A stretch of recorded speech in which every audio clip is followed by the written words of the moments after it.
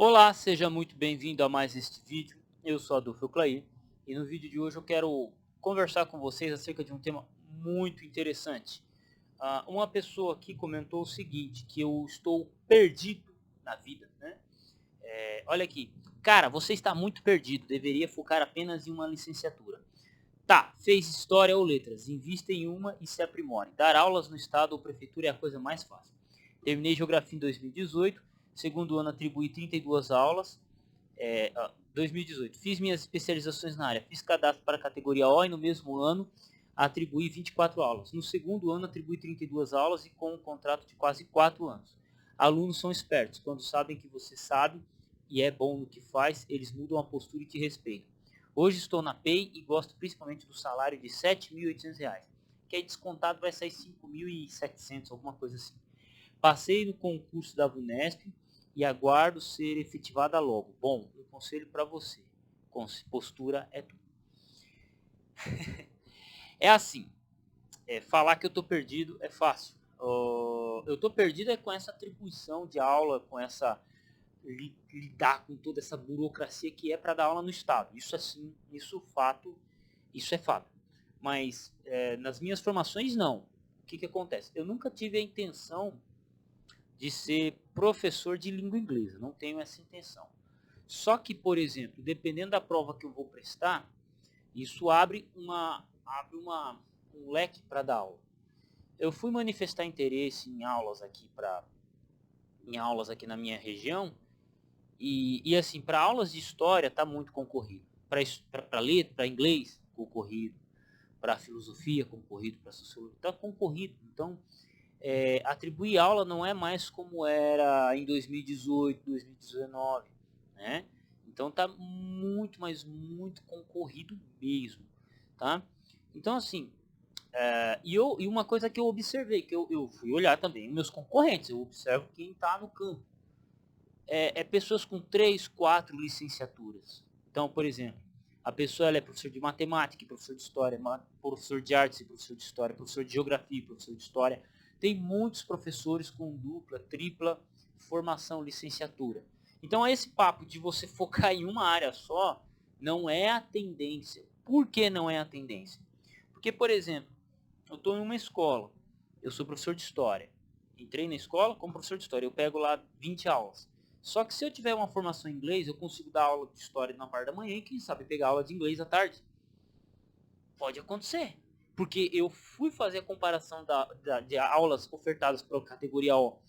E você tem mais uma abrangência. Então, quem entendeu o jogo do categoria O, já percebeu que tem que correr atrás de 2 ou 3 graduações para ter mais espaço. É claro que tem aqueles que têm uma pontuação melhor, então eles escolhem, claro. Aquele que já é efetivo, aquele que já é A, já é F, já é N, já consegue pegar. Mas o categoria O, quem está começando agora, como é o meu caso, é complicado, né? Na verdade, a gente não é nem categoria O, a gente vai como categoria C, né? Que é o concursado. Categoria O vai continuar existindo, a gente que é concursado, que prestou o concurso e foi classificado, a gente vai ser chamado posteriormente, que a gente já virou outra categoria, pelo que eu entendi. O que acontece? A tendência é isso. É isso. Eu prestei um concurso aqui para Caçapava. Meu, para ser professor eventual. A pessoa que mais tinha pontuação no concurso de Caçapava, ela tinha 5 faculdades, 5 licenciaturas diferentes. Porque o jogo é esse. Quanto mais graduação e licenciatura você tem, mais fácil fica de você escolher uma matéria para você poder dar aula, né? Porque, tá faltando professor de história, eu dou aula de história. Tá faltando professor de língua portuguesa, eu dou aula de história, de língua portuguesa. Tá faltando professor de inglês, eu dou aula de inglês. Tá faltando professor de matemática, eu dou aula de matemática. Tá faltando professor de geografia, eu dou aula de geografia. Entende? Se você tiver 5 faculdades no seu currículo, numa escola para te contratar, cara, é uma beleza, porque você consegue abrir espaço. E com os R2 não é difícil. Eu mesmo estou pensando em fazer mais um R2 esse ano, pela faculdade que o Breda, Severino Breda, Direito e Teologia, Direito e Liberdade Religiosa tem. Coloque aí no canal do YouTube de vocês aí.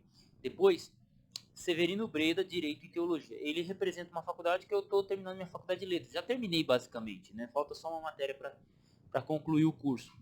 E é isso. Então, não é que eu estou perdido. A tendência hoje é, mas você tem que se focar numa área. Beleza, claro, se eu conseguir fazer um mestrado em história, a minha pontuação frente a outros professores de história vai subir muito, né? Vai subir muito, verdade, concordo. Se eu fizer um doutorado, mesma coisa. Só que, cara, aula para ensino médio, doutorado, mestrado, para ser professor de ensino médio, não faz sentido. Tem aqueles que se formaram, mas o professor com mestrado e doutorado que vai dar aula em ensino médio é aquele cara que não conseguiu dar aula em faculdade. Simples assim. Simples assim. Então, o cara ele estudou, escreveu um livro lá de uma dissertação e uma tese de 500 páginas cada um para chegar para dar aula para adolescente. Não é a mentalidade. Não é a mentalidade. Então, o que acontece? Temos que nos especializar com pós-graduações, com graduações, e isso não significa que você está perdido. Você tem que ser multiplural, multiuso. Eu falo isso porque, por exemplo, eu trabalhei e trabalho na construção civil desde os 17 anos de idade. E os pedreiros que trabalham com azulejo, com fundação, com isso, com aquilo, eles têm emprego mais fácil. Porque eles pegam a obra do início ao acabamento. Perfeito? Agora, um pedreiro no meu estilo, que é, olha só, que eu trabalho com trabalho bruto, né? Fundação, levantamento de lajota e reboco, né? E contrapiso, que é a parte mais bruta, não o acabamento. Quando a obra chega no estágio, quem que é o primeiro a ser mandado embora? Quem que é o primeiro a ser mandado embora? Adivinha? Então, assim, você ser especialista numa área te quebra. O cara fala assim, eu sou pedreiro azulejista. O cara mexe com azulejo, é bom, mas ele só mexe com isso. Cara, aí chega não tem obra começando. Quando é que ele vai ter azulejo para fazer? Entendeu? Então, o contexto de professores hoje que eu estou sentindo pela formação dos meus companheiros de profissão que tiraram pontuação mais do que a minha, ou até igual, ou até abaixo, é ter mais de uma licenciatura nas costas, como é o caso que eu fiz. História e inglês. Eu nunca pensei em ser professor de inglês, mas assim, para poder entrar na sala de aula, não trabalhar com construção civil, eu já estou terminando isso para entrar com um banco de talento e paulada. Já estou com esse processo, né? Por quê? Porque é mais uma matéria. Se eu ficar só esperando aula de história pelo Estado, então assim, se eu estiver lá dentro da minha diretoria de ensino, eu sou professor de história, professor de inglês, se aparecer e eu puder dar aula, por que não? Por que não? E outra, eu já atuei como professor substituto. Então já substituí língua portuguesa, já substituí artes, já substituí geografia, ciências, matemática, história. Tipo, eu me formei para ser professor de história, mas eu substituí língua portuguesa. E aí? Se eu tivesse um R2, né, como é o caso que eu tenho agora, tendo um R2 em língua inglesa, língua portuguesa, facilita muito o meu trabalho. Simples assim. Então não é questão de estar perdido, é questão de se aprimorar dentro da própria matéria. Claro que você vai fazer 2 faculdades para fazer a mesma coisa que você faz em uma. Claro que português, língua portuguesa, literatura estrangeira não é a minha paixão. Não é minha paixão. Minha paixão é ser professor de história. Né? Meu foco na vida é esse. Né? É isso. Mas não custa nada a gente ter mais uma envergadura para poder viver daquilo que a gente gosta. Simples assim. Então a lógica, ela é simples. Você se forme mais uma matéria para você ter mais uma amplitude, para você poder viver daquilo que você gosta. Simples assim, ossos do ofício. E o mundo está desse jeito. Não sei como é que vai estar daqui 4, 5 anos. Né? Não sei como é que vai estar. Mas a questão é essa. Beleza? Tamo junto no campo de batalha. Concordo que você tem que se especializar numa área, mas na situação que eu me encontro, eu já tenho uma pós-graduação em pedagogia, uma pós-graduação em ciência da religião, uma pós-graduação em ciência da religião, ensino de história. Então eu já tenho pós-graduação em ensino de história, já tenho formação em história, tenho a formação em língua inglês, português, tenho formação em teologia.